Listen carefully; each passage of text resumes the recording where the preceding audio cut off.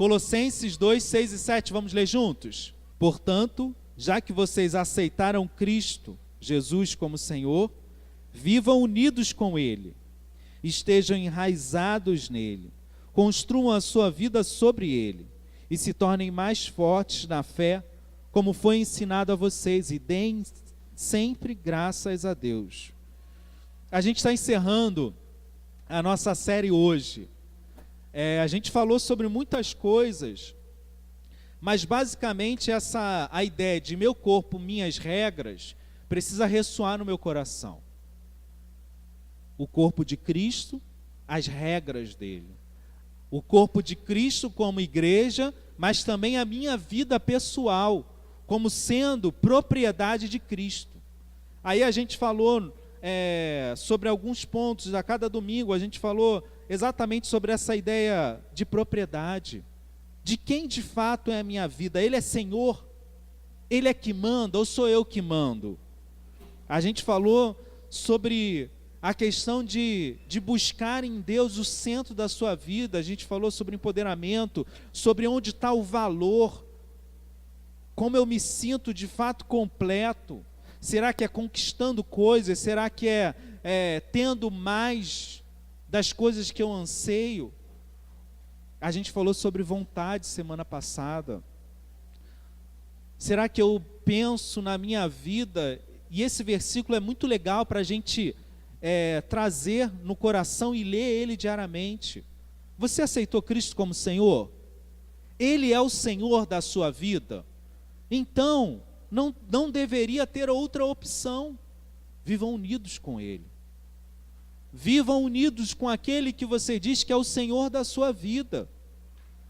Coloquem a sua vida baseada em Cristo. Ele falou, o verso 7 diz para que a gente esteja enraizados. Você já pegou uma planta que tem uma raiz profunda? Às vezes é um cotoquinho assim, mas a raiz é tão profunda que junta uma, duas, três pessoas e não consegue puxar, porque está profundamente baseado, firmado em algo que o mantém, que o segura, que não deixa que a sua vida esteja estabilizada. Quantas vezes a gente se deixa levar ao sabor do vento? Qualquer probleminha que aconteça na nossa vida é um desespero, o mundo vai acabar, já era, fim. A gente foi confrontado ao longo desse mês sobre qual é a minha responsabilidade diante daquilo que eu digo ser cristão, daquilo que eu quero viver. Hoje a gente vai fechar falando sobre responsabilidade. Como viver diante disso tudo que a gente ponderou? Como viver diante de todas essas questões da maneira que Deus quer? E Deus vai nos chamar a viver com responsabilidade. 1 Pedro capítulo 1, verso 18 diz assim: a vida de vocês, a gente leu na confissão de pecados, mas essa eu queria ler na tradução linguagem de hoje. Diz assim, vou ler na outra versão: quando vocês oram a Deus, vocês o chamam de Pai. Ele que julga com igualdade as pessoas de acordo com o que cada um tem feito.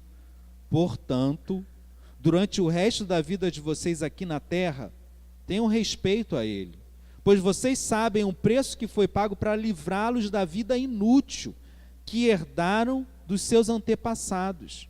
Esse preço não foi uma coisa que perde o seu valor como o ouro ou a prata. É pensar sobre isso.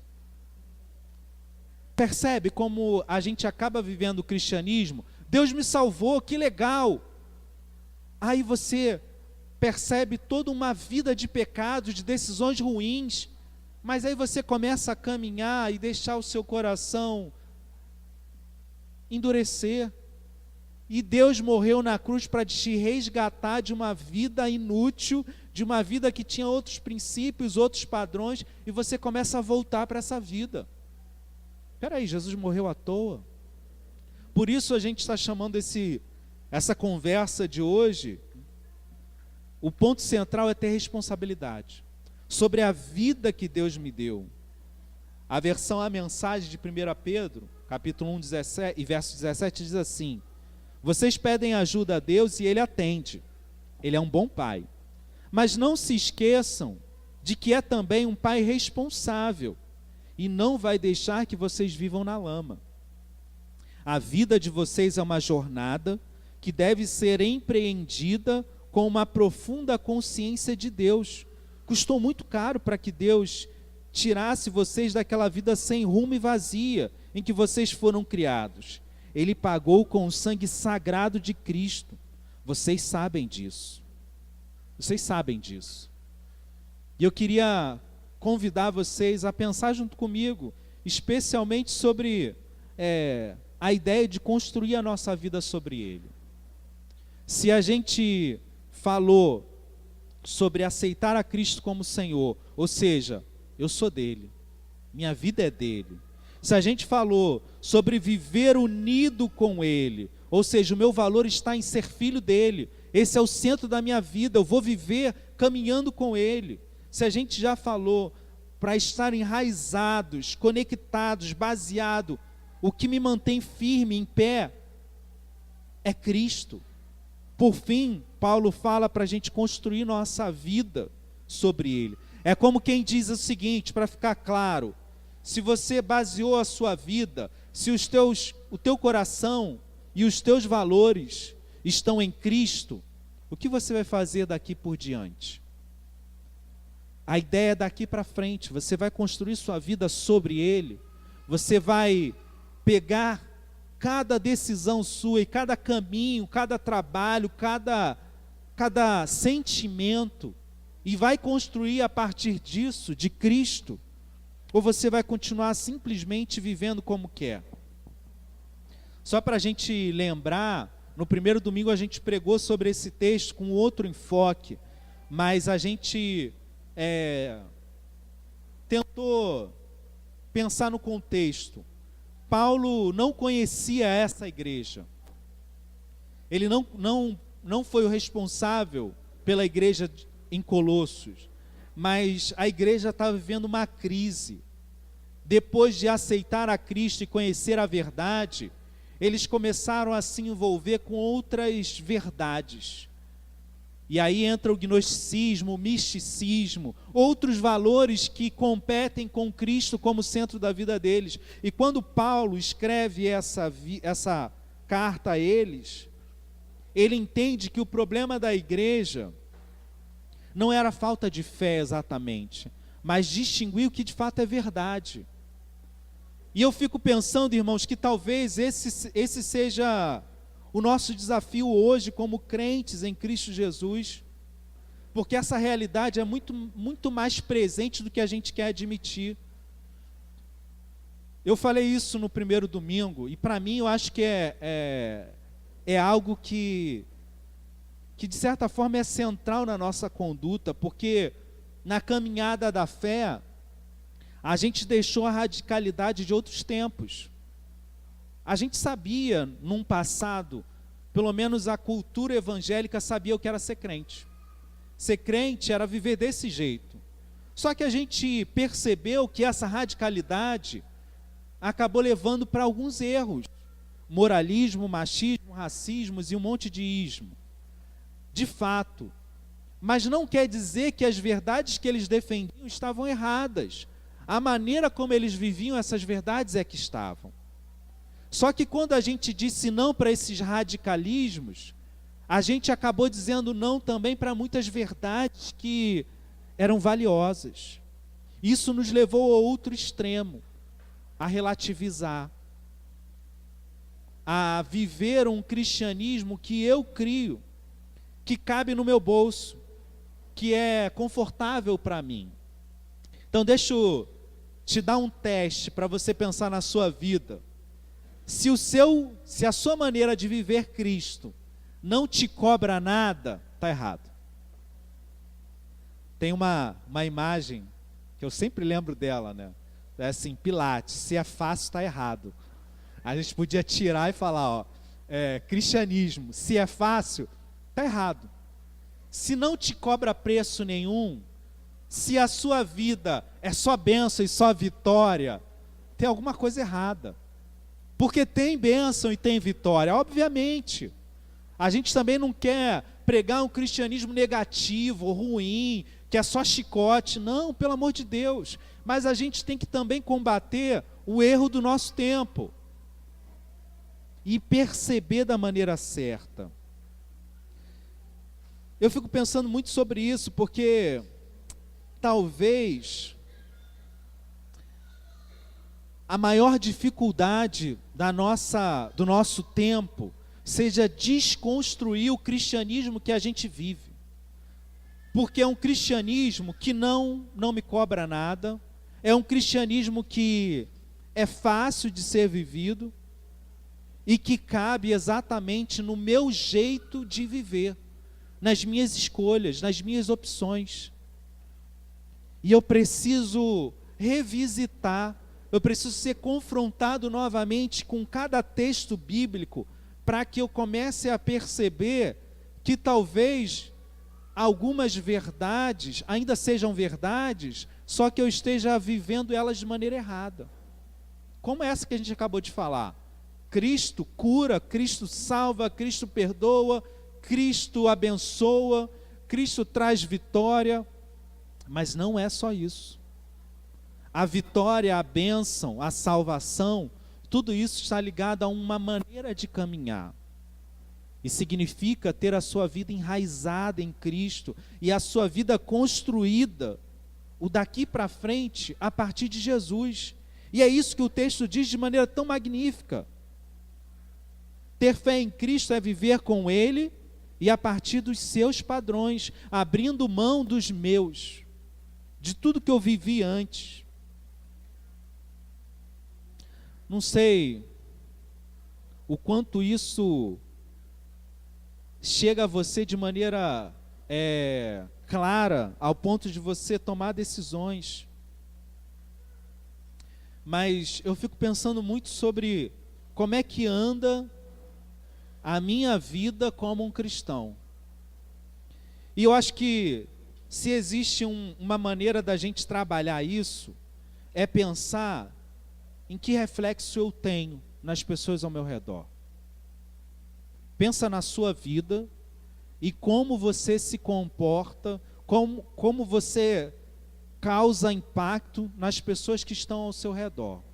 É claro que um cristão com valores diferentes vai incomodar.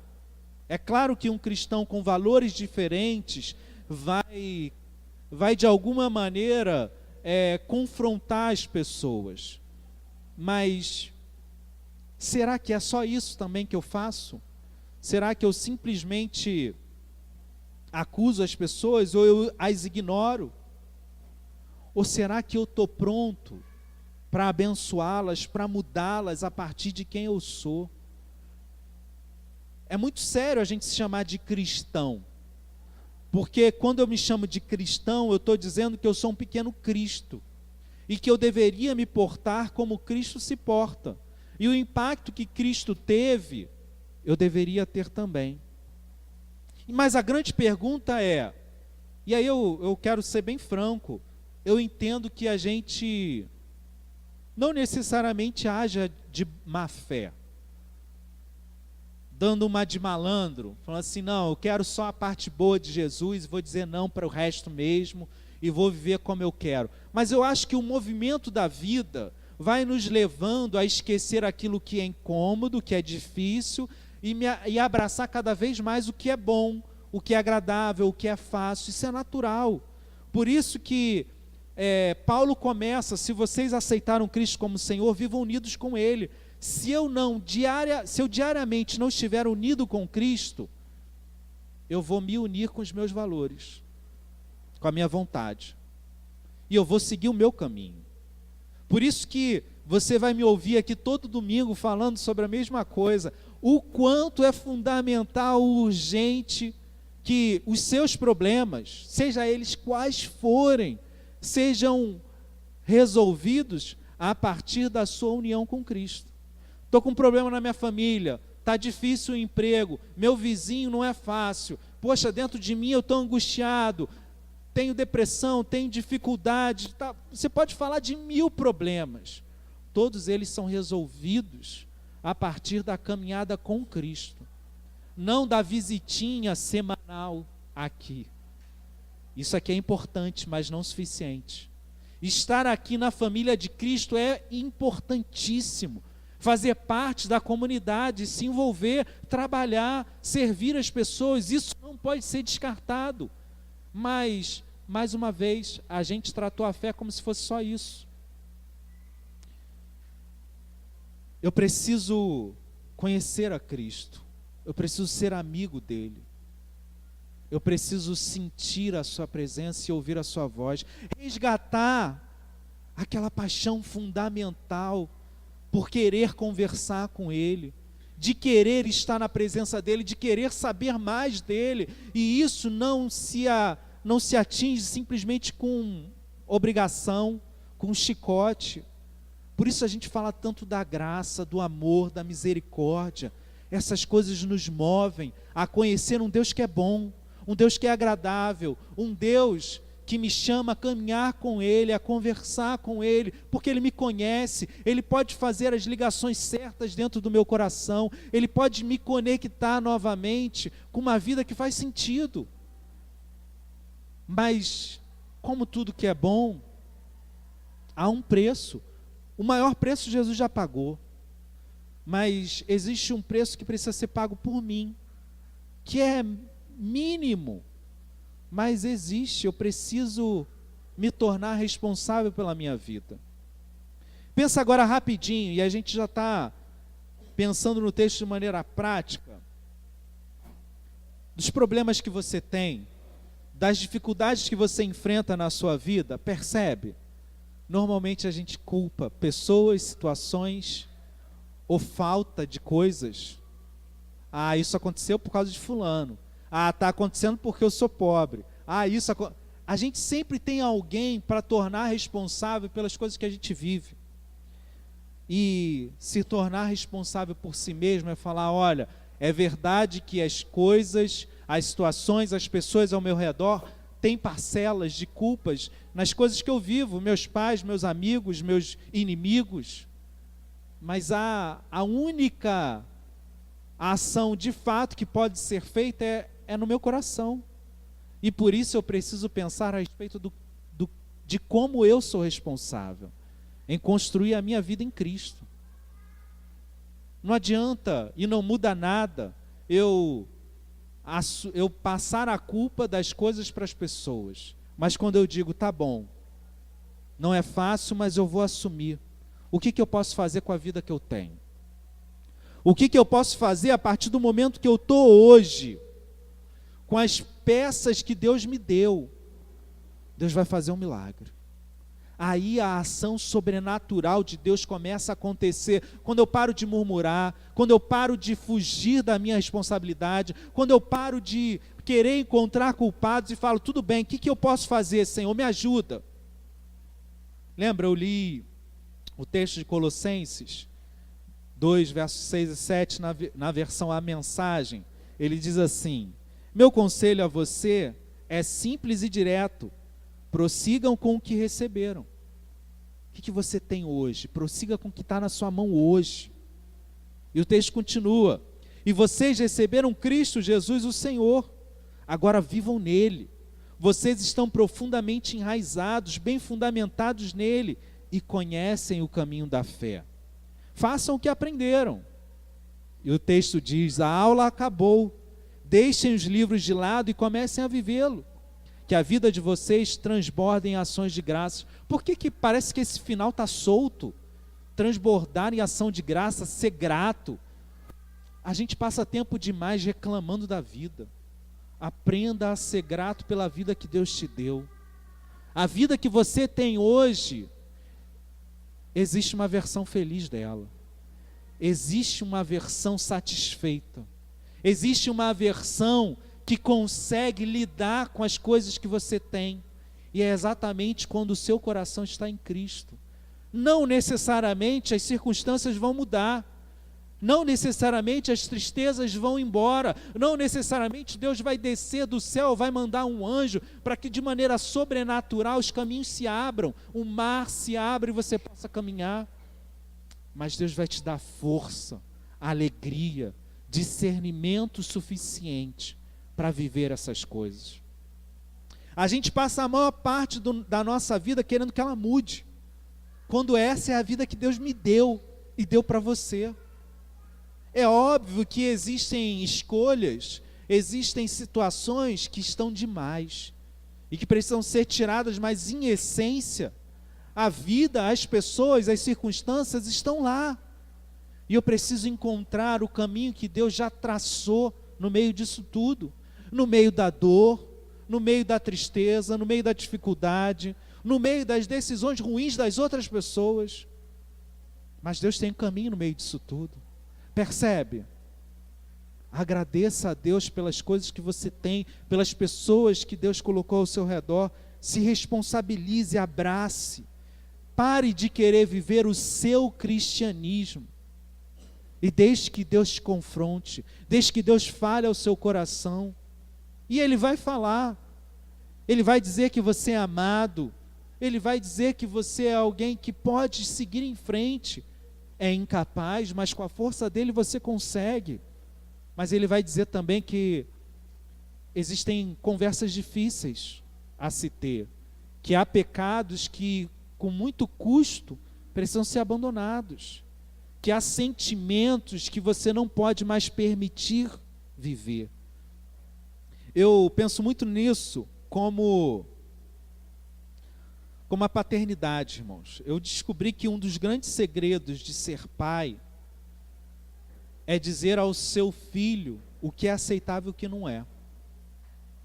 Às vezes a gente está gritando, brigando, botando de castigo, tirando coisas, mas no final aceitando coisas. Eu descobri que o nosso grande ponto de mudança, ou de ensino aos nossos filhos é dizer, olha, acabou, isso aqui não pode mais se repetir. Eu não vou aceitar. É dizer que algo não é aceitável. E de fato, não aceitar mais. Isso serve para a nossa vida com Deus também. Existem coisas que não são aceitáveis. Existem situações na nossa vida que precisam ser tiradas. Existem sentimentos que precisam ser arrancados. É claro que Deus é tão bom e gracioso que Ele não vai passar como um arrastão, tirando tudo de uma só vez, mas precisam ser tratados. Coisas na nossa vida não tem nada a ver com um cristão, e por isso a gente vive tantas situações quase impossíveis de serem vividas, e a gente vai se deixando levar por uma independência de Deus. A gente vai achando que a gente é capaz. E quando eu falo essas coisas, irmãos, não é para você ser mais forte e tentar mais. Quando a gente fala essas coisas, normalmente o que a gente ouve é assim, tá bom, o pastor falou isso, então eu vou ter que tentar mais forte. Eu vou ter que tentar com mais afinco. Eu vou tentar ser mais forte. Na verdade, a grande verdade é que eu não consigo. Eu não sou forte o suficiente. Eu não consigo colocar mais força nisso. O meu grande erro está justamente em tentar mais, em fazer mais força. Talvez isso seja difícil de entender, mas na prática é se render a Deus e falar, tá bom, Deus, eu não quero mais tentar ser forte. Eu não quero mais tentar fazer do meu jeito. Eu não quero mais tentar me manter a salvo, porque eu sei que o Senhor morreu na cruz para isso. E a gente chama isso de graça. Quando eu me rendo a Deus e falo, Senhor, eu não consigo, eu sou incapaz de viver sozinho. Eu sou incapaz de decidir por mim mesmo. Eu sou incapaz de seguir mais uma milha. O que eu estou querendo dizer e deixar o mais claro possível, que essa não é a galeria dos campeões. Quando a gente fala sobre caminhar com Deus, na nossa mente, inconscientemente, normalmente vem, os que estão caminhando com Deus são os campeões, não é? Aqueles que são bons em resistir ao pecado, aqueles que são fortes o suficiente para manter-se firme no caminho, aqueles que são tão bons que não desistiram. Só que a verdade é totalmente oposta, porque os campeões são independentes, eles não precisam de ninguém, eles caminham com suas forças. A mesa de Cristo é a mesa dos maltrapilhos, daqueles que não têm condições de caminhar sozinho, daqueles que são dependentes, e Jesus fala que são como crianças, que aceitam o que Deus fala, e aí está o nosso grande erro. A gente quer dar pitaco, a gente quer dizer a Deus como agir, a gente quer dizer que a gente pode ir sozinho. O grande centro do pecado humano se chama independência, se chama autossuficiência. É você achar que pode, é você achar que você tem o discernimento suficiente para decidir, para seguir em frente.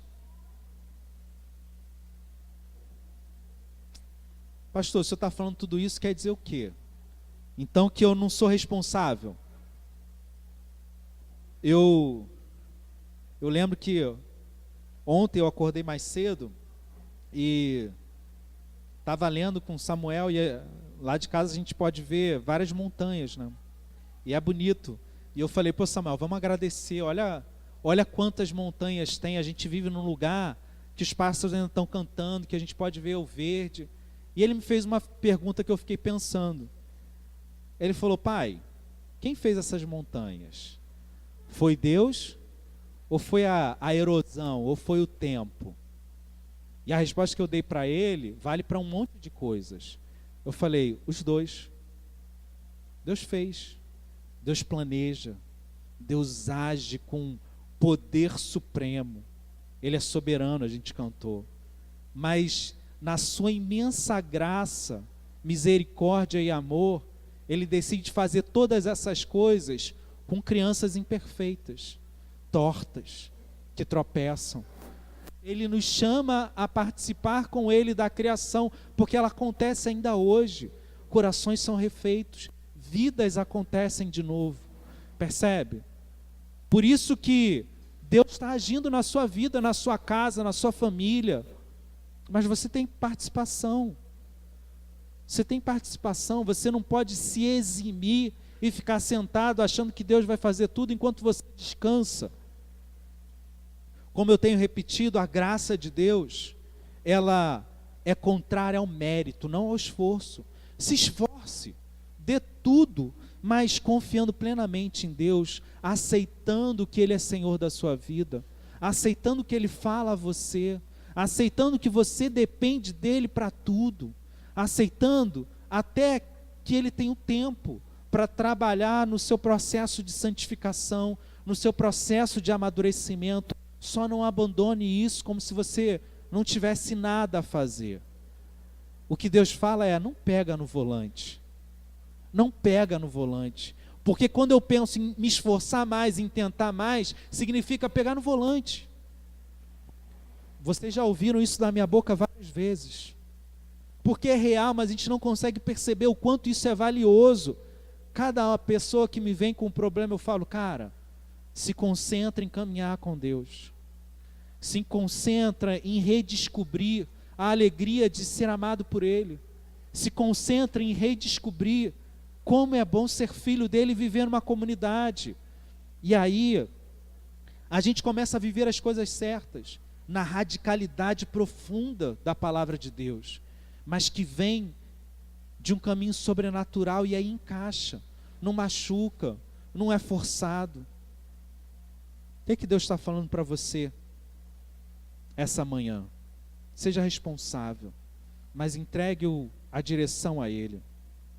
1 Coríntios capítulo 3, versos de 1 a 3 diz assim: na verdade, irmãos, eu não pude falar com vocês como costumo fazer com as pessoas que têm o Espírito de Deus. Tive de falar com vocês como se vocês fossem pessoas do mundo, como se fossem crianças na fé cristã. Tive de alimentá-las com leite, não com comida forte, pois vocês não estavam prontos para isso, e ainda não estão prontos, porque vivem como se fossem pessoas desse mundo. Quando existem ciumeiras e brigas entre vocês, será que isso não prova que vocês são pessoas deste mundo e fazem o que todos fazem? Em outra versão diz assim: no entanto, amigos, sinto-me frustrado pela maneira nada espiritual com que vocês lidam uns com os outros e com Deus. Vocês estão agindo como bebês em relação a Cristo. Parecem que só sabem mamar. Pois bem, vou amamentá-los, visto que não sabem se alimentar sozinhos. Quando vocês se apegam a algo apenas por se sentirem bem, ou para dar a impressão de que vocês são importantes, não são muito diferentes de um bebê de colo, que só fica contente quando tudo lhe agrada. As pessoas desse mundo vivem assim. A vida boa é a vida que lhe agrada. A vida feliz é quando tudo acontece conforme o seu desejo. A gente viu semana passada que a Bíblia define a pessoa que só faz a sua vontade como um tolo. E o sábio, ao contrário, abre mão da sua própria vontade e vive a vontade de Deus. Como você quer viver?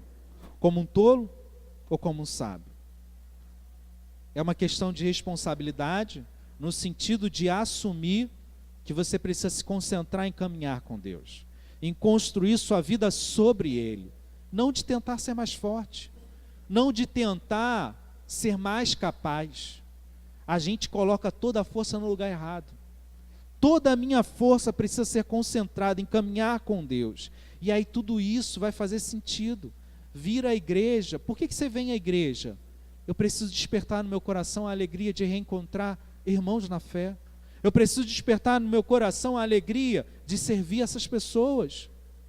O que eu estou fazendo para abençoá-los? Eu preciso despertar novamente no meu coração o anseio de levar essa verdade que liberta para pessoas que não as têm. Esses são meus vizinhos, meus colegas de trabalho, minha família distante. Eu preciso colocar a minha vida aos pés do Senhor. Eu gosto de uma frase de Agostinho no livro Confissões, que ele diz assim: nosso coração está inquieto enquanto não encontra em ti descanso. E sempre vai estar inquieto enquanto não encontrar descanso em Deus. Desafio para você, e a gente encerra a nossa conversa hoje. O que tem te impedido de viver com Cristo?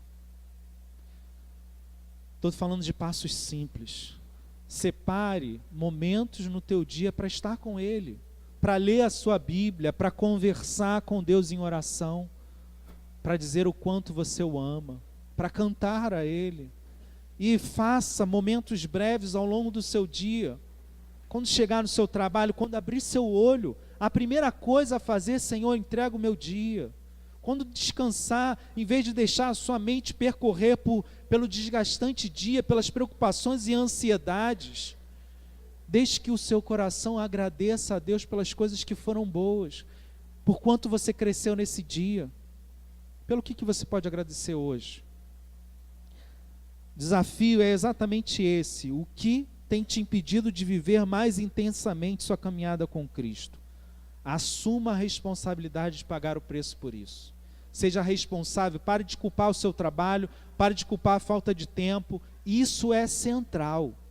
Se você não tem tempo para Deus, você vive como um pagão. Ponto final. Sua vida não está construída sobre Cristo. Se diariamente você não o encontra, a sua vida não está nele. Ele é só o botão de emergência quando as coisas dão ruim. Entende? Isso é ser responsável pela coisa certa, por aquilo que você pode fazer, caminhar com Cristo. As outras coisas Deus vai fazer.